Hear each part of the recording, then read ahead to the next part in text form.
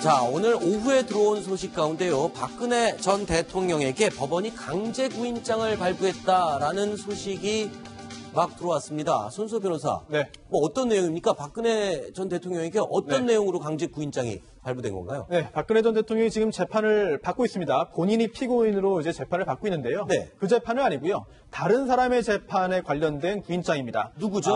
이영선 전 경호관이죠. 아하. 행정관으로 있다가 경호관으로 바뀌었는데요. 네네네. 그 후에 퇴직했습니다. 이영선 전 경호관에 대한 형사 재판의 증인으로 채택이 됐는데요.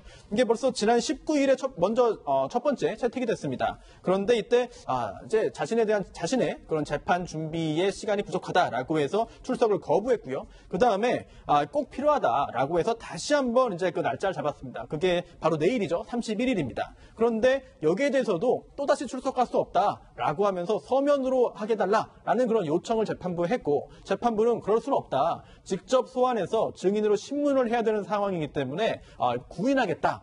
즉 증인으로 나오지 않겠다고 계속 버틸 경우에는 강제로 재판정으로 데리고 와서 증인신문을 하겠다는 의지를 오늘 재판부가 표명했습니다. 그렇군요. 그러니까 박근혜 전 대통령 입장에서는 본인의 혐의와 관련된 재판도 받아야 되고 다른 사람의 재판에 또 증인으로도 나가서 또 증언을 해야 되고 여러 가지로 굉장히 바쁜 그런 시간을 보내고 있는 것 같습니다. 그런데 지금 이번 주 박근혜 전 대통령과 최순실 씨의 공판, 자, 일정이 어떻게 되고 어떤 증인이 나와서 어떤 얘기를 또 나왔습니까?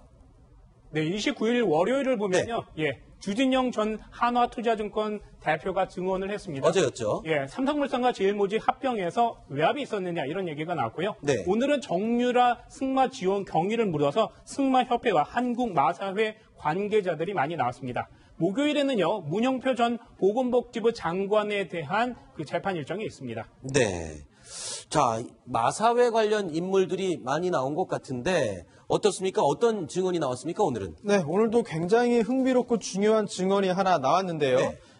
이제 그 정윤회 문건 유출 전에도 네. 승마계에서는 최순실이 사실상 비선실세 아니냐 이런 소문이 있지 않았나라고 특검이 오늘 증인신문했습니다. 여기에 대해서 증인으로 출석한 이상영 전 마사회 부회장이 사실이다 그런 소문이 있었고 특히나 박원호 전 전무로부터도 그런 이야기를 들었다라고 증언을 했는데요. 여기에 의해서 박원호 전무가 최순실과의 관계에 대해서 자랑을 많이 했다라고 네. 하는 이야기를 했습니다.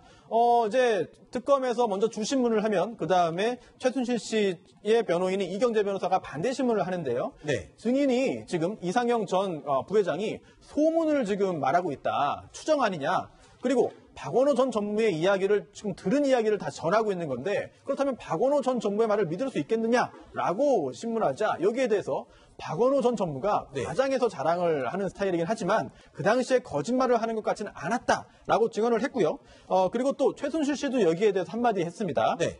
박원호 전 승마협회 전무가 실제로 삼성으로부터 승마협회의 어떤 지원금을 끌어내기 위해서 네. 정유라 씨, 최순실 씨 등을 이용한 것이다. 네. 자신들은 돈 받은 게 하나도 없다라고 하는 이야기를 덧붙였습니다. 판단은 재판부의 몫이겠죠. 그렇군요. 자, 그리고 박원호 전 전무.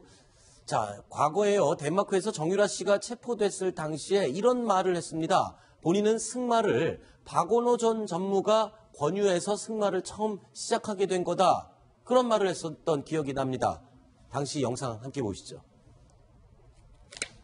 제가 아기를 낳은 지 얼마 안 되고 바로 독일로 왔거든요. 2달 만에 독일 와서 바로 여기서 말을 탔어요. 저는 말도 그만 탄다는 얘기를 계속 드렸었거든요. 사실 독일 오게 된 것도 박원호 전무님께서 저한테 아기 낳고 신경 복잡하고 어머니랑 자꾸 싸우게 되니까 머리 시키려고 말 타지 않을래라고 해서 여기 왔는데 갑자기 박원호 전무님께서 삼성이 선수 6명을 뽑아서 말을 지원을 해준다더라 타보지 않겠냐라고 했는데 그래서 6명 지원을 하면은 그냥 타야겠다라고 생각하고 말을 탔는데 자, 글쎄요. 손수호 변호사님 말대로 저 어떤 사람이 진실을 말하고 있는지는 법원에서 판단을 내릴 문제인 것 같습니다. 자, 그리고 어제 재판에서요. 최순실 씨가 재판 막판에 큰 소리를 치고 소리를 질렀다라고 하는데 뭐 어떤 내용으로 흥분을 했던 겁니까? 네, 이제 딸 정유라 씨가 이제 강제 소환으로 한국에 들어오니까 매우 네. 흥분한 것 같습니다. 일단 이렇게 얘기했습니다. 매우 흥분한 목소리로 유라에 대해서 자꾸 애를 죽이지 말라. 네. 삼성의 말 한번 잘못 빌려 탔다가 완전히 액세스 됐다. 이러자 이제 판사가 이렇게 얘기를 합니다. 그 흥분하지 말고 증언에 대한 본인의 의견을 말하라. 이렇게 얘기를 하니까 최순실 씨가 딸이 들어온다고 해서 좀 흥분했다. 딸에게 협박하는 식으로 하지 말아달라. 이렇게 말을 했습니다. 아직까지도 그 딸 문제에 대해서는 예민하게 반응을 하고 있는 게 최순실 씨인 것 같습니다. 그런데 어제 재판에서요, 이 박근혜 전 대통령 같은 경우에는 좀 졸기도 했다라는 얘기가 들리던데, 연일 일정이 계속 빡빡하게 진행되다 보니까 많이 피곤해서 그랬나 보죠. 보통 이렇게 피고인이 나오면은 졸기도 하나요? 굉장히 이례적인 일이죠. 네. 이게 잠깐 깜빡 존 것인지 보도 내용대로 20분 동안 연속적으로 존 것인지 네. 20분 동안 졸았다는 게 사실 잘 믿어지지 않을 정도입니다. 네. 물론 박근혜 전 대통령의 연령 그리고 또 그동안 받지 않았던 재판을 연이어 받는 게 굉장히 신체적으로 정신적으로 피곤한 일이긴 합니다. 네. 그런데 본인에 대한 어떤 그 여러 가지 굉장히 중요한 그런 갈림길에 서 있는 상황에서 본인이 증인도 아니고 참고인도 아니고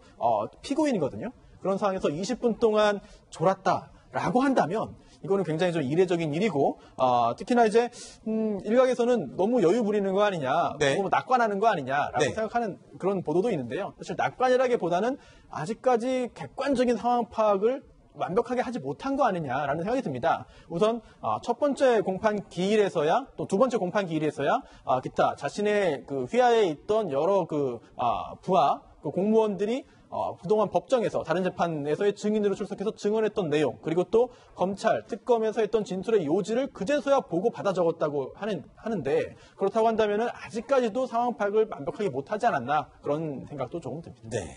자, 그리고 정유라 씨. 드디어 덴마크를 오늘 출발해서 한국으로 송환이 되죠. 일정을 간략하게 요약해 주시죠. 그렇습니다. 덴마크 수용시설에 지금 수용되어 있는 정유라 네. 씨는 오늘 밤 11시 25분에 네덜란드로 출발을 합니다. 네. 네덜란드에서는 한국 국적기에 탑승을 하는데요. 이 비행기에는 법무부 송환팀이 같이 타고 있기 때문에 네. 그 순간부터 사실상 신병을 확보해서 31일 오후에 인천국제공항에 도착할 예정입니다. 네. 저번에 잠깐 언급을 했습니다만 도착하자마자 곧장 압송돼서 검찰 조사를 받게 되는 거죠? 네, 그렇게 되겠죠. 지금 현재 이화여대 학사와 관련된 그런 업무방해 혐의로 체포영장이 발부되어 있습니다. 네. 그리고 발부되어 있는 체포영장을 집행하는 게 바로 체포가 되겠는데요. 하지만 체포한 후부터 48시간 이내에 구속영장을 청구하거나 아니면 석방을 해야 됩니다. 따라서 검찰에서는 시간이 많이 아주 여유 있는 건 아닌 것 같거든요. 더군다나 이게 꼭 우리나라로 와서 그때부터 48시간이냐 그게 아니라 실제로 체포영장을 집행한 순간부터 48시간이 시작되는 것이기 때문에 생각보다 여유가 없을 수도 있습니다. 네. 따라서 48시간 이내에 구속영장을 청구하고 그러한 영장이 발부된다고 한다면 구속된 상태에서 추가적인 수사가 진행될 것인데 과연 검찰이 어느 정도까지 준비를 해놨는지 앞으로 지켜보시면 될 것 같습니다. 알겠습니다. 자, 손수호 변호사님 그리고 고성호 채널의 정치부 국회팀장 두 사람 이야기는 여기까지 듣도록 하고요. 이어지는 코너에는 김정공 전 NSC 정보관리실장 그리고 김기호 경기대 정치전문대학원 교수 두 분의 이야기로 이어가 보겠습니다. 오늘 말씀 고맙습니다. 뉴스탑10 이제 남은 8위 소식이 기다리고 있습니다. 어떤 내용이 선정됐는지 확인해 보시죠.